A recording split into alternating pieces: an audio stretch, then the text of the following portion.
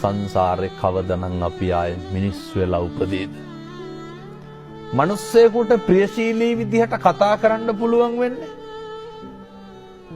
මිනිස්සු වෙලා ඉපදුනොත් විතරයි. අඬ දබර වෙන්න කෑකෝ ගහන්න ඒවට ඕන තරම් ආත්ම තියෙනවා. දැන් බල්ලෙක් තව බල්ලෙක් දැක්කහම මොකද කරන්නේ? අපි වගේ කොහෙද යන්නේ කියලා අහනවද?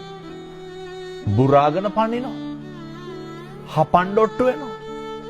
මට කියන්න සත්ව ලෝකයේ තුල සතෙක් තවත් සතෙකුට බය නැතුව ඉන්නේ මොන සතාද? හැම සතෙක්ම ඉන්නේ තවත් සතෙකුට බය. හැම සතෙක්ම ඉන්නේ තවත් සතෙකුගේ ග්‍රහණයට ලක් වෙයි කියලා නේ.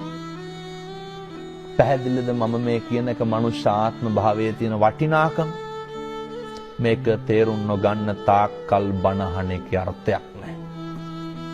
කෙනෙකුට දෙන්න පුළුවන් දෙයකට තියෙන්නේ වතුර වීදුරුවක් නම් ඒක බොහොම ගෞරවයෙන් දෙන්න. ඒක බොහොම ඕනෑකමින් දෙන්න.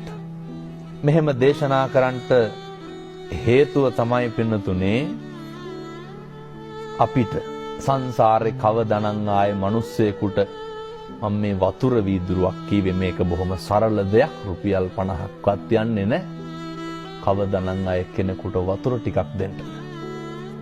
සමහරු කියනවා නේද ඔය වතුර ටිකක්වත් දෙන්නේ නැහැ වුන්ට කියලා. කොහොමද මිනිස්සු එහෙම කියන්නේ? ඒ වැරදි අඩුපාඩු වෙන එක ඒ මිනිස්සුන්ගේ වැඩක්. හැබැයි සත්පුරුෂෝ විදියට හැසිරෙන එක කාගේ වැඩක්ද?